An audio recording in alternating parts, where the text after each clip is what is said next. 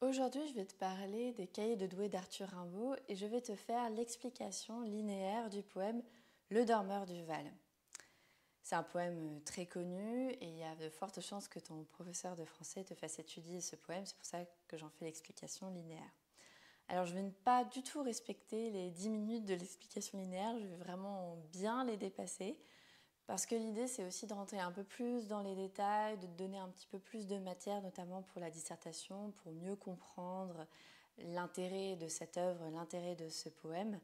Et donc, voilà, je vais clairement dépasser les 10 minutes, mais je te rappelle que l'explication linéaire du texte, tu dois la faire en 10 minutes. Et sinon, le reste, je vais vraiment respecter la manière de présenter les choses. Donc, le dormeur du Val. En introduction, voilà, à quoi pourrait ressembler notre introduction. Donc, en 1870, la France est en guerre contre la Prusse et Arthur Rimbaud, qui est contre le régime de Napoléon III qui fait la guerre et qui est aussi antimilitariste, décide donc d'écrire Le dormeur du Val quelque temps après la défaite de la France de Sedan, qui signe la fin de l'empire de Napoléon III. Le poème brosse le portrait d'un jeune soldat endormi dans la nature qui a l'air de se reposer et la forme du sonnet permet le contraste entre cette nature sereine et la réelle condition du poète endormi qu'on découvre à la fin du poème par la chute du poème. Comme problématique, on pourrait se poser comme question comment la représentation du soldat dans cette nature idyllique prépare-t-elle la chute brutale du poème au service d'une dénonciation de la guerre. Et si cette problématique te semble beaucoup trop longue, tu peux la raccourcir tout simplement en disant comment Arthur Rimbaud dénonce-t-il la guerre dans ce poème ou par ce sonnet. Je vais répondre en découpant le texte en 4 mouvements. Le premier mouvement correspond au quatrain. Donc ici, Arthur Rimbaud décrit une nature idyllique. Ensuite, un deuxième mouvement qui correspond au deuxième quatrain, dans lequel Arthur Rimbaud décrit un jeune homme endormi. Ensuite, un troisième mouvement, j'ai mes notes juste en dessous de moi. Un troisième mouvement dans lequel apparaît une menace sourde qui trouvera sa conclusion ou sa révélation, qui prépare la révélation de la fin du poème. Et bien sûr, quatrième mouvement qui correspond au dernier tercet, dernière strophe, la chute et le surgissement de la mort dans cette nature idyllique. Donc, je vais lire le poème. Alors, pour la lecture du poème, je te rappelle que tu peux lire à n'importe quel moment et même si tu as oublié, l'examinateur ou examinatrice est obligé de te le rappeler et tu ne peux pas perdre de points si tu as oublié. Voilà, sache-le. Donc, tout va bien. Mais pense-y quand même à le faire un peu au début. Alors, soit là, comme je le fais maintenant, ou en premier si tu as peur d'oublier, ou juste avant ou juste après la problématique. Voilà, bon, peu importe. Le dormeur du Val. C'est un trou de verdure où chante une rivière, accrochant follement aux herbes des haillons d'argent, où le soleil de la montagne fière, lui, c'est un petit Val qui mousse de rayons. Un soldat jeune, bouche ouverte, tête nue, et la nuque baignant dans le frais cresson bleu, dort. Il est étendu dans l'herbe sous la nue, pâle dans son lit vert où la lumière pleut. Les pieds dans les glaïeuls, il dort, souriant comme sourirait un enfant malade, il fait un somme. Nature, berce-le chaudement, il a froid. Les parfums ne font pas frissonner sa narine. Il dort dans le soleil, la main sur sa poitrine, tranquille. Il a 2 trous rouges au côté droit. Dans le premier mouvement, je vais montrer que Arthur Rimbaud décrit une nature idyllique. En effet, dès le premier quatrain, il s'agit de mettre en place un décor. On le voit notamment avec les deux présentatifs. C'est un trou de verdure, c'est un petit val, au vers 1 et au vers 4. Avec ce présentatif, il cherche à mettre en face des yeux de son lecteur ce paysage, à le peindre sous ses yeux, comme si le lecteur était présent face à ce paysage. Et donc on a ici l'utilisation de cette figure de style très importante de l'hypotypose. Il va insister sur ce cadre naturel qui est un cadre assez chaleureux et accueillant. Donc naturel parce qu'on a la mention de la verdure, on a la mention du Val dès le titre du poème. On a la mention de la verdure dès le premier vers, la rivière, le soleil et les rayons, les herbes. Donc on a vraiment cette idée d'une nature abondante. Et elle est chaleureuse et accueillante, notamment parce que, par exemple, on a petit val, donc petit, ça peut vouloir dire mignon, ça veut dire à taille humaine, hein, donc il y a vraiment cette idée que c'est quelque chose de joli et d'accueillant. Mais aussi parce qu'il y a la présence du soleil, donc il y a cette chaleur qui vient englober le lecteur et le soldat dans le deuxième quatrain. Et puis il y a aussi cette rivière qu'on entend chanter. Et donc il y a ce petit bruit doux aussi qui vient nous accompagner dans le poème et dans cette nature. Il insiste aussi sur la richesse de cette nature, notamment avec le terme argent qu'on retrouve en début de vers et en plus dans un rejet. Donc il est vraiment mis en avant dans le troisième vers, d'argent. Donc ici, il parle des rayons du soleil sur la rivière, mais ici qui est comparé à ce métal avec lequel on fait des bijoux et avec lequel aussi on fait des pièces de monnaie. Donc il y a une valeur riche donc. Et il y a ce contraste entre la lumière et les ombres avec les rayons, le trou de verdure, hein, donc ce jeu de lumière qui vient mettre en avant, mettre en lumière, mettre en relief ce petit bout de nature très beau.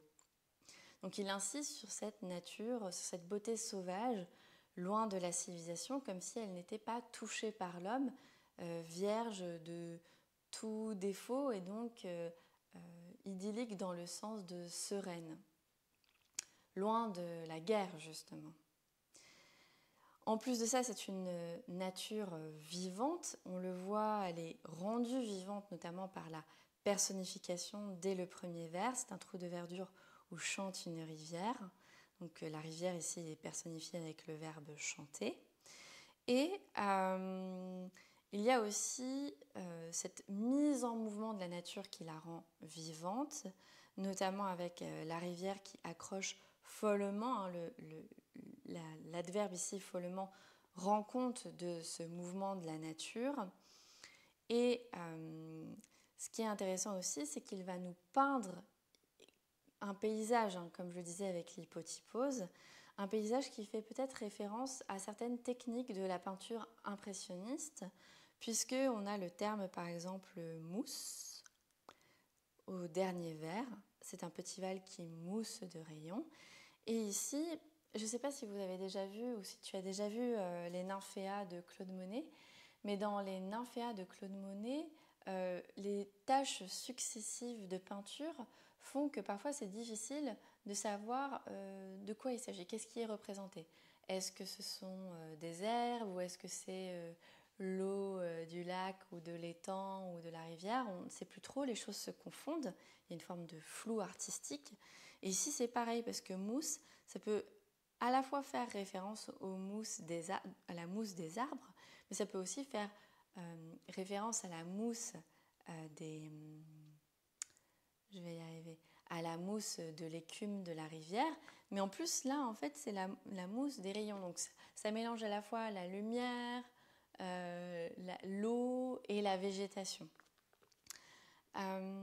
Mais face à cette nature très belle et mise en relief et peinte de manière aussi très belle par Arthur Rimbaud, on peut déjà détecter, surtout quand on connaît la fin du poème, une atmosphère plus inquiétante. Parce que le poème propose deux lectures. Il propose une lecture naïve pour le lecteur qui n'aurait jamais lu ce poème, et il propose une lecture, comment dire, une sorte d'enquête pour le lecteur qui saurait déjà la fin et qui serait en train de chercher les indices de cette fin dès le début du poème. Et effectivement, dès le début du poème, s'installe déjà une atmosphère un peu inquiétante. Bon, il faut aller creuser quand même dans ce premier quatrain. Première chose qu'on peut remarquer, c'est qu'il y a un mouvement vertical vers le bas, qui rappelle en fait le mouvement de catabase. Qu'est-ce que c'est la catabase? C'est la descente aux enfers. C'est un mouvement qu'on retrouve très souvent en littérature. Je ne retrouve plus le mot, mais ce cliché du héros qui descend vers les enfers. Alors, comment on le voit? C'est parce que d'abord, on a la rivière, on a les montagnes, et puis après, on descend petit à petit dans le Val. Et puis, on est de plus en plus proche des éléments, voilà, une sorte de zoom aussi. Et cette mention de la rivière peut faire penser au Styx. Dans la mythologie gréco-latine, c'est la rivière qu'il faut traverser pour aller dans les enfers. C'est l'endroit de passage vers les enfers. La mention du trou aussi dès le vers 1 fait écho aux deux trous rouges au côté droit qu'on a dans le dernier vers du poème. Donc fait référence à la mort. Mais le trou, c'est aussi ce qu'on creuse pour ensevelir quelqu'un, pour enterrer quelqu'un. Donc il y a déjà la mention de la tombe et donc de la mort dès le début du poème. Le terme de haillons aussi, dans le deuxième vers, peut faire penser à des habits déchirés, malmenés. Donc peut aussi donner aux soldats un aspect moins propre qu'on le verra dans le deuxième quatrain. Même si ici, il fait référence avec les haillons, non pas aux soldats, mais bien à la rivière. On dit que le soleil luit. Et tu vois, à nouveau, cette mention de luire, ce verbe, il est mis au début du vers, et notamment par le rejet. Donc ça le met encore plus en avant, ça le fait ressortir du poème pour un lecteur qui sait bien lire. Et c'est étrange quand même ce verbe. Déjà le fait qu'il soit mis en avant comme ça, bon, il pourrait peut-être insister sur la lumière parce qu'il y a tout un jeu sur la lumière dans ce premier quatrain, oui bien sûr, mais aussi parce que on voit souvent dire le soleil luit. Non, le soleil il brille, il rayonne. Luire, on va peut-être plutôt donner ça à un objet où le soleil vient se refléter, comme la lune par exemple. Et donc le soleil ici se transforme en quelque chose de plus lunaire, et donc c'est une atmosphère presque surnaturelle, assez inquiétante. Et donc il y a un vrai contraste avec cette nature luxuriante, belle, accueillante, et en fait petit à petit on a des indices de cette fin qui est en train déjà de s'installer.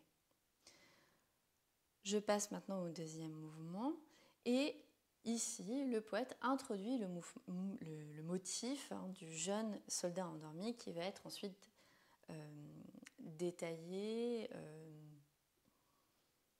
repris dans toutes les autres strophes. Donc, dès le début, on a un soldat jeune. C'est étrange, parce que normalement, on devrait avoir un jeune soldat. Donc ici, il y a une postposition, c'est-à-dire que l'adjectif il est mis après au lieu d'être mis avant le terme soldat, le nom soldat. Et donc cela met en valeur la jeunesse du soldat, afin bien sûr d'indigner encore plus le lecteur. C'est un tableau pathétique d'un soldat innocent parce que jeune, qui n'a jamais connu la vie et qui a été arraché à la vie par la guerre. On a aussi la description d'un jeune soldat, d'un soldat jeune, qui est sans défense. Il est la bouche ouverte, d'accord ? Donc ça montre que voilà, il y a cette idée un peu comme si on pouvait rentrer à l'intérieur de lui, bon. Mais aussi parce que il tête nue. Tête nue, ça veut dire qu'il ne porte pas son casque, donc il est sans défense.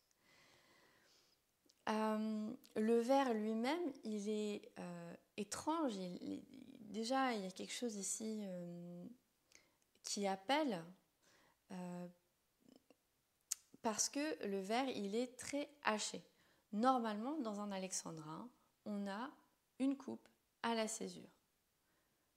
Une césure à la mystiche, je me mélange. Une césure à la mystiche. Ça veut dire que normalement, le vers de 12 syllabes, donc l'alexandrin, il est coupé et il y a une sorte de pause au bout de 6 syllabes. Or ici, on a un soldat jeune, bouche ouverte, tête nue. Donc on respecte pas du tout ici la césure à l'hémistiche et ça donne un rythme ternaire mais assez haché. Un soldat jeune, bouche ouverte, tête nue. Et en plus, on n'a pas d'adjectif, hein, on a vraiment cette accumulation de caractéristiques du poète, du soldat, qui, on se dit, ok, qu'est-ce qu'il veut nous dire, hein, ça vient vraiment interroger le lecteur. On a ici, en fait, des détails qui évoquent déjà la mort. La bouche ouverte. Hein, quand vous vivez tous les jours, vous n'avez pas la bouche ouverte. Donc déjà là, quelque chose, ça évoque le souffle, hein, évidemment, la respiration. Or, quand on est mort, on ne respire plus. Mais ça évoque aussi le trou dans le corps, hein, donc la mort, en fait. Hein. Il y a à nouveau cette évocation de la tombe, de la mort, du trou. Tête nue, donc sans casque. Qu'est-ce que ferait un soldat sans casque ? En plus de ça, tête nue rime avec sous la nue. La nue, ça veut dire le ciel. Donc c'était comme... Et la tête, c'est aussi là où on pourrait voir l'âme du soldat. Donc c'est comme si l'âme du soldat allait vers le ciel. Hein. Donc ici, on a aussi cette idée de mort. Dès le deuxième vers, donc ici 4, 6, le sixième vers du poème, on a la mention de la nuque. Or, la nuque, c'est une partie du corps très fragile. Hein. La nuque baignant dans le frais de cresson bleu. Le soldat en plus est étendu, on le voit dans le vers 7. Donc ça, bien sûr, quand on est tendu, on est parfois mort. Hein. Quand on est mort, on est tendu. Hein. Et on a aussi au vers 8, pâle, qui est aussi au début du vers, donc qui est vraiment mis en relief, qui évoque la mort hein, par la pâleur de la peau. Hein, ça veut dire sans vie aussi, hein, quelque chose de maladif ici, ou qui évoque la mort. Et même le terme lit, pâle dans son lit vert où la lumière pleut, lit vert ici peut faire référence à un lit de mort, d'accord ? Le lit, c'est là où on est tendu quand on meurt. Ce qui est intéressant ici, c'est que le soldat, ici, il est décrit comme endormi. Et c'est très intéressant que d'étudier cette métaphore de l'endormissement pour parler de la mort. Le dor, il est mis vraiment enfin, le dor n'arrive, donc l'activité que fait ce soldat n'arrive qu'au troisième vers et en plus il est rejeté. Donc c'est vraiment mis, il y a une forme de suspense entre guillemets, un soldat jeune, bouche ouverte, tête nue et la nuque baignant dans le frais cresson bleu, dort. Il y a un effet d'attente qui laisse imaginer que le soldat, face à tous ces indices que je viens de dire, eh bien, il est peut-être déjà mort. Et non, en fait, là, on nous dit qu'il dort. Okay. Cela garde quand même, ce dort garde une atmosphère un peu inquiétante, hein, un soupçon d'inquiétude, qui, par la construction du vers, qui met en avant ce mot monosyllabique, hein, dort, on ne voit que ça. Déjà là, pourquoi est-ce qu'il insiste autant là-dessus ? Et en plus, le fait que ce soit haché, hein, je reviens sur cette explication de l'alexandrin, ici tu vois, dort, il est tendu dans l'herbe sous la nue. Là, ça vient vraiment très fortement rompre le rythme canonique de l'alexandrin, et donc ça rompt le souffle du poème, hein, parce que c'est ça un peu cette mécanique de l'alexandrin avec cette césure à l'hémistiche qui revient, ça vient couper ici cette petite musique de l'alexandrin. Et donc, ça pourrait mimer, on pourrait dire que ça mime l'arrêt de la respiration du soldat mort, d'or. Point. Ça s'arrête là. Pourtant, il garde toujours ce contraste, parce qu'on est face à un paysage bucolique et agréable. Hein. Sa nuque baigne dans le frais cresson bleu. Donc le cresson bleu ici, c'est une plante. Hein. On a la mention du frais, donc c'est agréable parce qu'il ne fait pas trop chaud. On avait la mention du soleil juste avant, donc on a l'air dans des conditions idéales pour se reposer. Baignant en plus, on a l'image de quelqu'un qui va dans la mer, enfin voilà, qui se baigne dans la rivière. Donc c'est une image assez idyllique, sereine. On nous fait même entendre le son de la rivière ici avec les R et les L et la nuque baignant dans le frais cresson bleu. Voilà, donc on a l'impression avec le R et le L d'entendre, c'est liquide, hein, d'entendre la rivière. Il est aussi étendu dans l'herbe, donc il a l'air d'être dans une forme de repos. Et on a à nouveau ce paysage impressionniste, hein, qui reprend les codes de l'impressionnisme avec le bleu du ciel qui se mélange avec le bleu de l'herbe, avec le cresson qui est bleu sous la nue, hein, qui sont tous les deux en plus en fin de vert, qui crée une forme de flou. Et puis on a cette tache de couleur qui donne vraiment un aspect très pictural à l'ensemble. On a le vert, le bleu, à deux verres d'écart. Et puis on a même à nouveau la mention de la lumière, donc, où la lumière pleut, avec cette image très belle, cette métaphore très belle, où on a l'impression qu'il y a la lumière, un travail sur la lumière, hein, pleut comme si la lumière devenait liquide, hein, donc il y a vraiment quelque chose ici de très beau.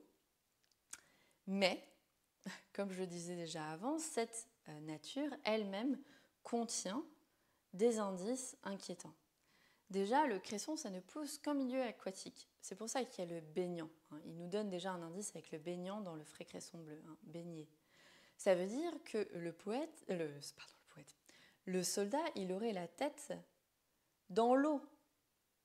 Il est à moitié noyé, en fait, le soldat. C'est pas du tout agréable pour dormir. Il est peut-être mort, finalement. De même, les couleurs qui sont mises en avant, le bleu et le vert, sont des couleurs froides qui rappellent la mort. Deuxièmement, la lumière qui pleut, ça peut faire référence aux larmes. Donc à nouveau ici, la mention de la tristesse, hein, de cette atmosphère un peu pathétique ici qui s'installe. Et en plus de ça, cette nature donne un aspect presque religieux au tableau du soldat, et le soldat se transforme presque en figure christique, comme s'il était une représentation de Jésus-Christ dans le poème, notamment avec l'évocation, donc cette atmosphère un peu spirituelle, sacrée, se crée déjà avec l'évocation du ciel et de la terre, du lien entre le ciel et la terre, hein, avec l'herbe, la lumière, la nue. Donc on a l'impression que la lumière fait notamment parce que cette lumière, elle devient presque palpable avec le pleu, hein, elle devient matérielle, un peu comme si elle faisait le lien entre le ciel et la terre. Et donc on a l'impression presque que ce soldat, il est en quelque sorte... je regarde mes notes en même temps pour ne pas dire de bêtises, comme s'il flottait entre le ciel et la terre, hein, donc comme s'il était entre la vie et la mort. Cette lumière aussi qui pleut, elle pleut sur qui ? Eh bien, elle pleut sur le soldat, et elle le met en valeur. Une forme d'illumination du soldat, comme s'il était illuminé par la lumière, et comme si la lumière était une représentation de l'élection divine du soldat. Il est auréolé par le lieu lui-même qui l'entoure. Il est entouré par le cresson, il est entouré par la lumière, il est entouré par l'herbe, par la rivière, etc. Par ce trou, en fait. Il est au milieu de cette nature. Et donc, ça lui donne un caractère de sainteté, vraiment. Un peu comme un martyr. Hein. Donc, il a cette qualité de martyr qui est recueillie par la nature paradisiaque qui vient lui fournir un tombeau. Je vais passer au troisième mouvement. Et traditionnellement, dans le poème, quand on passe des quatrains au tercet, on a un retournement de situation. Or ici, pas du tout, parce que le poète continue sur le même thème. Il continue à parler de ce poète, de ce soldat, et à décrire ce soldat endormi dans la nature. On a un prolongement. Donc ici, Arthur Rimbaud vient rompre avec la tradition du sonnet. Donc, les pieds dans les glaïeuls. Les glaïeuls, donc à nouveau, cette nature très belle, avec même maintenant des fleurs. Glaïeul ici, c'est un mot très évocatoire. Pourquoi ? Premièrement, parce que glaïeul, ça vient de glaive en latin, et glaive, bien sûr, fait référence à la guerre. Donc ici, on a une évocation de la guerre de manière déguisée par cette fleur. Glaïeuls aussi, ce sont des plantes qui poussent en montagne. Or, la rivière dans laquelle le soldat semble avoir la tête dedans, hein, je rappelle, c'est toujours... Hein, la rivière, elle ne monte pas, elle descend. D'accord ? Donc ça veut dire que la tête du soldat, elle est en descente. Mais ça voudrait dire que comme les glaïeuls poussent en hauteur, il aurait les pieds plus haut que la tête. Position quand même peu agréable pour dormir et qui suggère plutôt, à nouveau, qu'il est mort.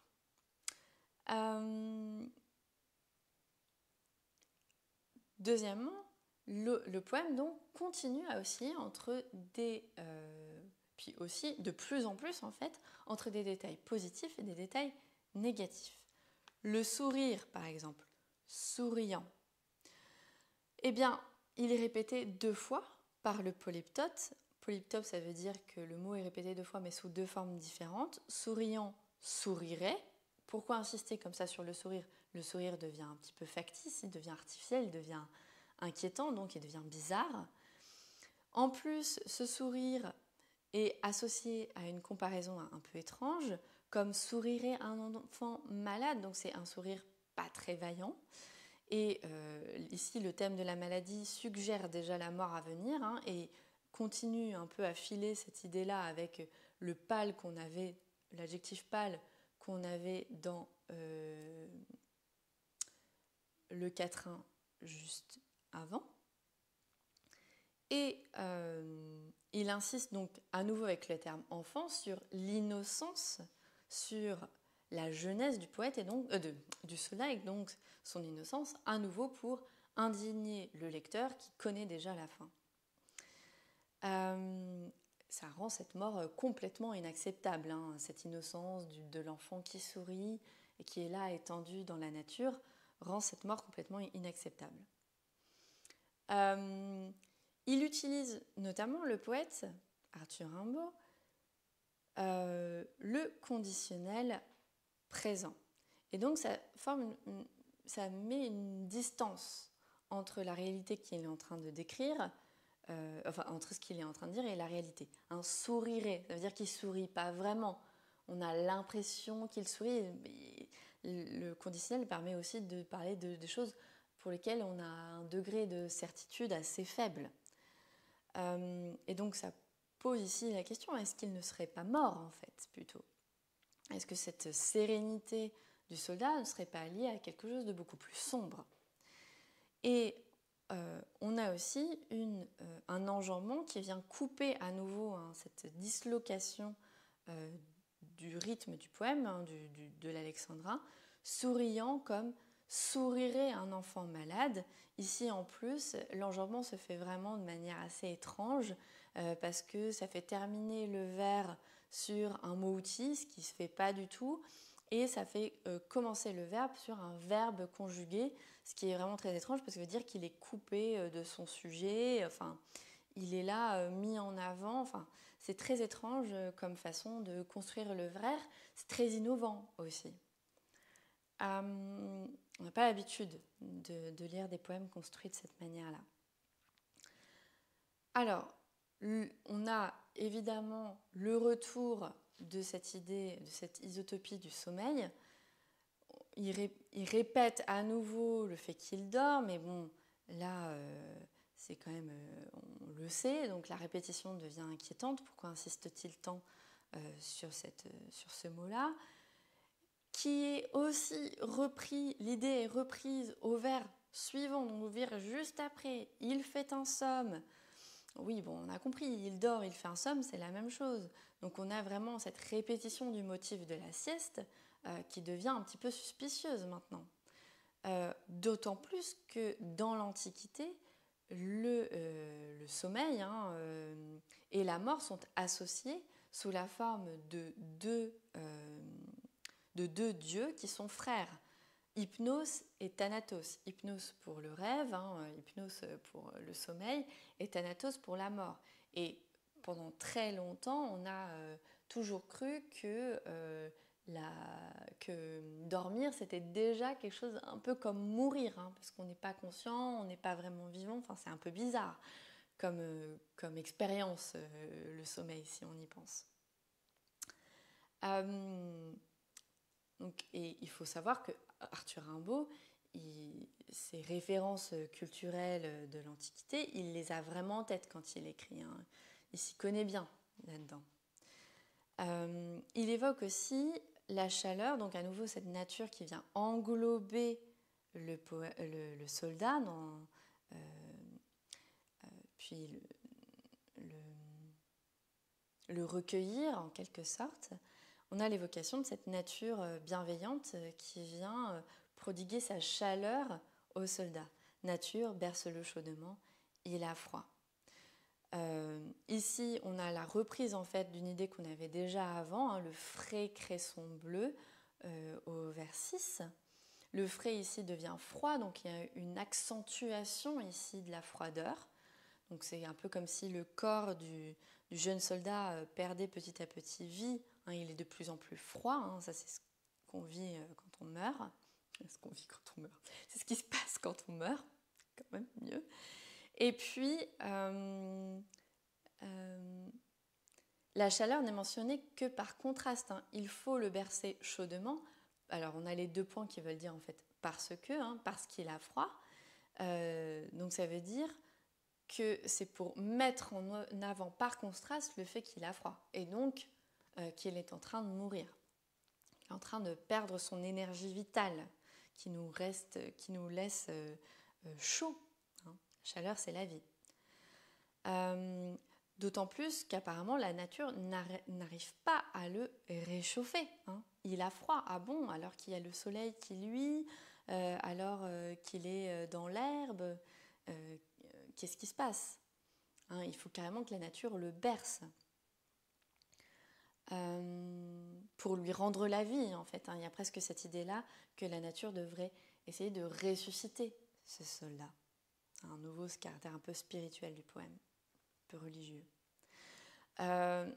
Cette nature, d'ailleurs, elle est allégorisée puisque on lui met une majuscule, nature, comme si le poète s'adressait directement à elle. Elle est apostrophée par le poète. En plus, dès le début de vers avec une virgule, c'est vraiment une apostrophe. Ici, une adresse directe à la nature qui prend donc vie, elle. Et elle lui est donnée une figure naturelle, bercée comme un enfant, comme une mère le ferait avec son enfant, qui doit prendre soin donc de ce soldat. Et ce qui donne à nouveau un caractère christique, qui donne des caractéristiques de Jésus-Christ au soldat, parce que ce serait la Vierge Marie avec l'enfant. Parce que comme le soldat est lui-même associé à un enfant, on imagine très bien tout de suite la Vierge Marie avec son enfant. Il faut savoir qu'au XIXe siècle, la France, elle est vraiment très très chrétienne, hein, très catholique. Hein. Donc ces références à la Bible, à la religion chrétienne, elles sortent pas de mon cerveau, elles sont vraiment présentes dans le poème. Hein. C'est pas moi qui les ai inventées, elles font vraiment partie de l'ensemble culturel qu'évoque Arthur Rimbaud pour faire ressentir des choses à son lecteur, qui lui a de grandes références catholiques, d'accord ? Même si par ailleurs Arthur Rimbaud lui-même prend ses distances hein, avec le catholicisme et moins la chrétienté d'ailleurs. Enfin si quand même aussi. Et pourquoi cette référence au Christ ? Le Christ, c'est l'homme qui est sacrifié pour la rédemption des péchés, pour purifier l'humanité de ses péchés. Donc c'est l'homme qui est tué par les hommes pour sauver les hommes. Donc ici, ça donne un caractère à nouveau de martyr, mais le plus grand des martyrs, hein, c'est Jésus. Donc ici, le soldat, ce serait cet enfant qui a été sacrifié par la société pour son bien-être. Puis sacrifié pour rien, puisqu'en plus, il y a eu la défaite de Sedan. Hein, la France a perdu la guerre en plus. On en arrive alors au dernier tercet, et donc à la chute du poème. Cette nature continue à exister dans ce dernier tercet, avec la présence notamment des sens, hein, les parfums. Donc ici, on sent cette nature tellement luxuriante qu'elle a plusieurs parfums. Les parfums ne font pas frissonner sa narine.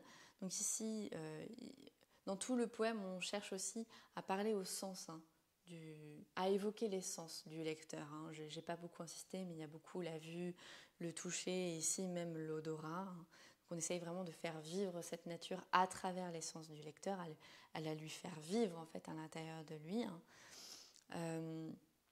Et on a même l'allitération en F qui fait référence au souffle, hein, au fait de sentir. Hein. Le parfum ne font pas frissonner sa narine. Et puis, il y a même quelque chose d'assez sensoriel avec la présence du soleil il dort dans le soleil, donc même avec cette préposition dans, hein, on peut sentir presque le soleil sur sa peau qui nous engloberait complètement. Mais ce qui est intéressant, c'est que le soldat, lui, est privé de toutes ses perceptions, notamment avec la négation. Les parfums ne font pas frissonner sa narine. C'est une négation totale. Cette phrase, en plus, est une phrase très simple, très catégorique, hein, et elle est d'autant plus... puis, en plus, elle fait un vers entier, hein, elle fait l'alexandrin entier, alors que, tu as bien vu, la plupart des phrases ne faisaient pas un alexandrin, elles en faisaient plus, ou alors elles faisaient un tout petit bout d'alexandrin. Donc là, ça pose. Les parfums ne font pas frissonner sa narine. Tac. Hein, là, c'est assez lourd. On a la répétition du verbe dormir. Il dort dans le soleil. Donc à nouveau, ces suspicions de pourquoi est-ce qu'on insisterait pour la 3e ou 4e fois même, le fait qu'il est en train de dormir. Bon. Cette mention de dans le soleil, l'avant-dernier vers, on a l'impression que la lumière s'est répandue au point de tout englober et de tout faire disparaître avec elle. Ça donne cette image du paradis, bien sûr, de la lumière divine qui aveugle tout le monde et qui englobe toute la nature. Et ça donne aussi une atmosphère un peu déréalisante. On a l'impression là d'être dans quelque chose d'irréel. On sort du réel ici. Et qui permet de mettre la lumière dans des objets concrets. On met en lumière en fait la poitrine et la main sur sa poitrine. Ça les fait ressortir, un peu comme si on ne voyait plus que ces deux détails face à cette lumière aveuglante. Et on insiste à nouveau sur le fait qu'il ne bouge plus, donc on a le terme poitrine, hein, qui fait à nouveau référence au souffle, comme frissonner sa narine. En plus, ça rime avec narine. Et puis, on a l'idée de tranquille. Hein, la main sur sa poitrine tranquille, ou lui qui serait la main sur sa poitrine tranquille, c'est la poitrine qui est tranquille. Une poitrine tranquille, ça veut dire une poitrine qui ne bouge plus. Et donc ça veut dire que le souffle ne se fait plus, il ne respire plus. Et donc l'absence de respiration, bien sûr, avec cette poitrine qui évoque le cœur aussi, hein, donc ça ne bat plus, mais ça ne... Vous savez, quand vous respirez, il y a votre poitrine, elle gonfle et puis elle dégonfle. Là, donc, ça gonfle pas, ça dégonfle pas. Et en plus, il y a même plus, on voit même plus le cœur qui bat, peut-être. Donc, il y a vraiment cette évocation de la mort ici, très forte. Et évidemment, on a cette... Mais aussi cette idée, avec ce contraste où la mort se loge ici, exactement dans le mot qui parle de la sérénité, hein, tranquille. C'est là où est vraiment le génie de Rimbaud, c'est qu'il parle de la mort avec un détail qui normalement devrait parler de la sérénité. C'est extraordinaire, c'est du génie, quoi. Et là vient donc la vraie chute. Il a 2 trous rouges au côté droit. Et ce qui est très intéressant, c'est que, bon, déjà premièrement, dans le sonnet, c'est toujours comme ça, c'est traditionnel au sonnet. Le sonnet se termine par une chute, par un renversement de situation à la fin, hein, ce qu'on pourrait appeler une pointe. Donc là, il respecte la tradition du sonnet. Il en profite même. Et puis, tout le poème, comme je l'ai montré, est créé pour aboutir à cette chute. C'est-à-dire que le lecteur naïf, il ne s'attend pas à ça. Il a bien compris, et au fur et à mesure où il est de moins en moins sûr de ce qui se passe vraiment, il est de plus en plus inquiet, il y a un petit signal d'alarme dans son cerveau quand même, mais là c'est tac, là vraiment c'est d'une dureté, une brusquerie affolante. Il a 2 trous rouges au côté droit, tac. Et ce mur que se prend le lecteur. Et là, le lecteur comprend que le sommeil, en fait, est un euphémisme pour évoquer la mort. Et que la tranquillité de la mort, en fait, rend cette mort encore plus poignante, puisqu'on comprend, hein, dormeur du Val, puis parfois il y a même... Alors là, moi, je ne l'ai pas dans ce que j'utilise ici, mais parfois on a même la date. Alors c'est dommage parce que du coup, je n'ai pas la date du poème, mais on a même la date. C'est un des poèmes où il y a la date à la fin. Et quand on a la date à la fin, on sait qu'il est en train de parler de la guerre franco-prussienne. Hein. Le lecteur sait que dès qu'il voit la date, il fait « Ah oui, d'accord, le soldat, hein, il parle d'un mort de cette guerre-là. » En plus, c'est une phrase très simple. Hein, on a un sujet, un verbe, un complément. Voilà, donc ça rend encore... sa simplicité renforce le contraste, renforce sa force. Et puis, il évoque la mort non pas de manière frontale, à nouveau, mais par une image qui renvoie aussi à l'espèce picturale du poème, puisque c'est une image ici qui est en plus très visuelle, notamment grâce à la couleur, hein, 2 trous rouges. Et la couleur ici est en contraste aussi avec toutes les autres couleurs du poème, qui étaient des couleurs froides. Et là, on a ces 2 taches rouges qui vont... Si on s'imagine dans sa tête ce que vient de nous peindre le poète, il est certain notre œil va être... surtout si c'est au centre, hein, on imagine cette lumière qui met en avant le corps de ce jeune soldat... et toute cette nature bleue et verte qui se confond un peu, puis ces 2 taches rouges qui vont forcément ressortir. Hein. Le spectateur, celui qui va regarder ce tableau, il va être complètement fasciné, hein, par ces 2 trous rouges. On ne va voir que ça. Et donc c'est vraiment un contraste saisissant ici, hein, qui saisit. On ne voit que ça. C'est intéressant qu'il n'utilise pas le mot mort d'ailleurs. Et c'est parce qu'il n'utilise pas que c'est d'autant plus saisissant, que ça ressort plus, parce que c'est au lecteur de faire l'effort de comprendre ce qu'il y a derrière cet endormissement et cette image des 2 trous rouges. C'est le lecteur qui doit se dire « Ah, mais en fait, il est mort !» Et cette recherche de compréhension, hein, elle va rendre cette fin encore plus forte, encore plus inoubliable. Et ça va l'inviter aussi à continuer à faire cet effort d'interprétation et à réinterpréter tout ce poème dans une deuxième lecture.